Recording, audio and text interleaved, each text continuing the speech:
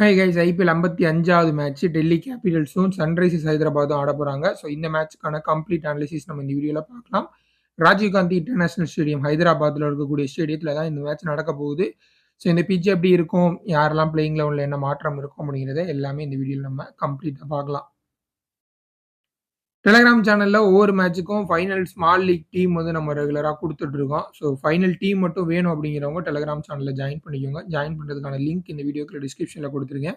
அதே மாரி Kubera fantasy app இதுவரைக்கும் ட்ரை பண்ணாதவங்க ட்ரை பண்ணி பாருங்க. ஸோ இந்த ஆப்ல டியோ ஆப்ஷன் அப்படிங்கிற ஆப்ஷன் மூலியமா வெறும் ஒரு பிளேயர் எடுத்து நீங்க ஃபேண்டசி கேம்ஸ் ஆட முடியும்.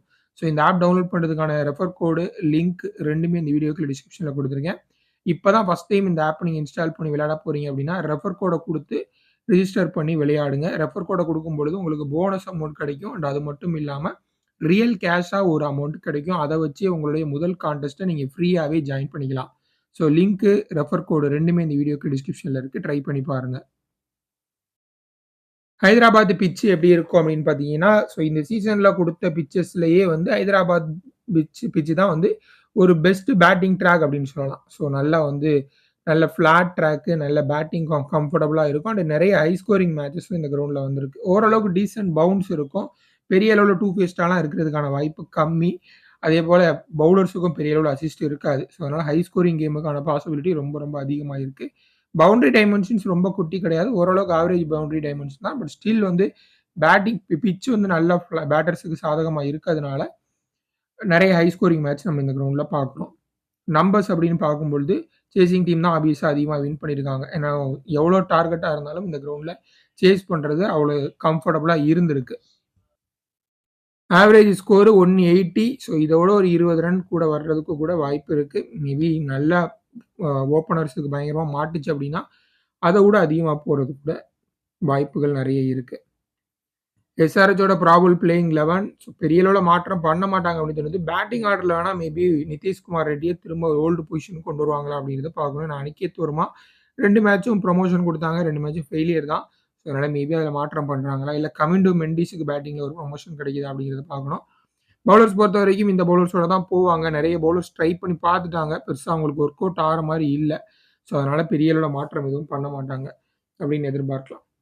டாப் ஆர்டர் அவங்களுக்கு ரொம்ப இன்கன்சிஸ்டன்ட்டா இருந்திருக்காங்க. குறிப்பா அபிஷேக் சர்மா கூட எங்கேயாவது 1, 2 மேட்ச் ஆடிடுறாரு. பட் டிராவிஸ் ஹெட்டும், இஷான் கிஷன் முதல் மேட்ச் ஒரு செஞ்சுரி அடிச்சாரு. அதற்கப்புறம் சுத்தமாவே ஃபார்ம்ல இல்ல. சிஎஸ்கேக்கு அகைன்ஸ்டா ஸ்லைட்லி கொஞ்சம் ஃபார்முக்கு வர்ற மாரி இருந்தாரு. பட் அதுக்கப்புறம் வந்து சுமாரா தான் வந்து ஆடியிருக்காரு.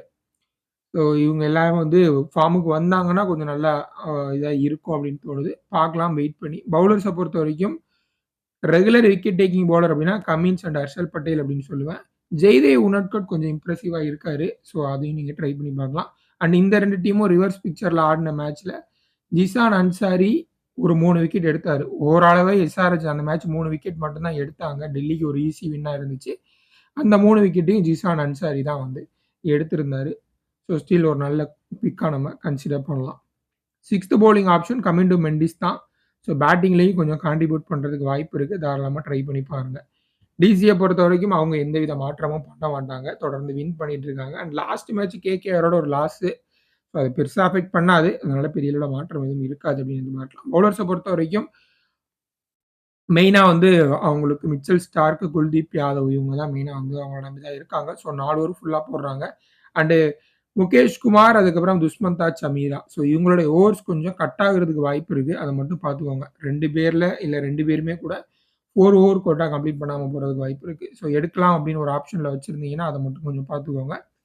விப்ராஜ் நிகம் மினிமம் 2 அல்லது 3 ஓவர் போடுவாரு. நல்லா போட்டாருன்னா 4 ஓவர் கூட கம்ப்ளீட் பண்றதுக்கு வாய்ப்புகள் இருக்கு. பட் இந்த பிட்ச்ல பெருசா ஸ்பின்னர்ஸுக்கு அசிஸ்ட் இருக்காது அப்படின்னு தோணுது.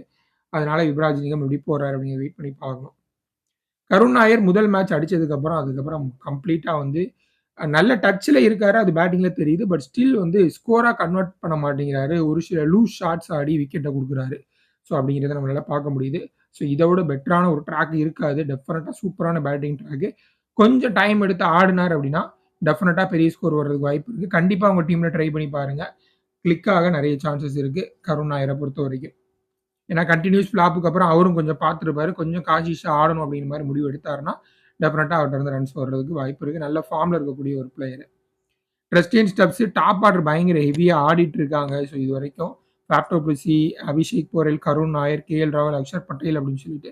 அதனால ட்ரஸ்டியன் ஸ்டப்ஸோட பேட்டிங் ரொம்ப கீழ வர்றதுனால அவர டிராப் பண்ண வேண்டியதா இருக்கு. ஸோ கிராண்ட் லீக்ல நீங்க வந்து ஒரு டாப் ஆர்டர் கொலாப்ஸ் அப்படிங்கிற மாரி ஒரு டீம் நீங்க யோசிச்சு போட்டீங்க அப்படின்னா, ட்ரெஸ்டியன் ஸ்டப்ஸ், அசுதோஷ் சர்மாவெல்லாம் உங்க டீம்ல ட்ரை பண்ணி பாருங்க. ஏன்னா எல்லாருமே நல்ல ஃபார்ம்ல இருக்காங்க இந்த டீம பொறுத்தவரைக்கும்.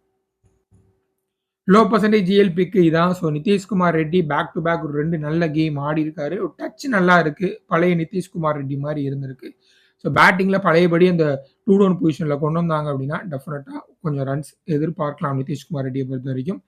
ஜெய்தேவ் உனட்கட் ரெகுலரா விக்கெட் எடுக்கிறாரு. அண்ட் போன மேட்ச் ஹர்ஷல் பட்டேல் அடி வாங்குனதுனால டெத் ஓவர்ஸ்ல ஃபைனல் ஓவர் இவருக்கு தான் குடுத்தாங்க. ஸோ அந்த அளவுக்கு கேப்டனுக்கு ஒரு அளவுக்கு கான்ஃபிடென்ட் இருக்கு இவர் மேல அப்படிங்கிற மாரி தெரியுது.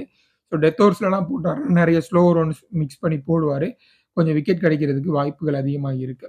அண்ட் இந்த மேட்ச் வந்து டெத் ஓவர்ஸ்ல ப்ரிஃபர் பண்றதுக்கும் வாய்ப்பு இருக்கு ஜெய்தேவ் உனட்கட்ட.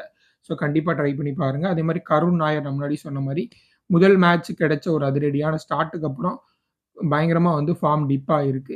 டச்ல இருக்காரு. பட் விக்கெட்ட பெரிய ஷாட் ஆடி லூஸ் பண்றாரு. அத கொஞ்சம் பார்த்து ஆடுனாரு அப்படின்னா, டெஃபினட்டா வந்து ரன்ஸ் நெறைய அடிக்கிறதுக்கு வாய்ப்பு அதிகமா இருக்கு. And final small league team இதான். ஸோ இதில கேப்டனா வந்து நான் வந்து ஃபேஃப் டூ பிளஸிய வந்து போட்டிருக்கேன்.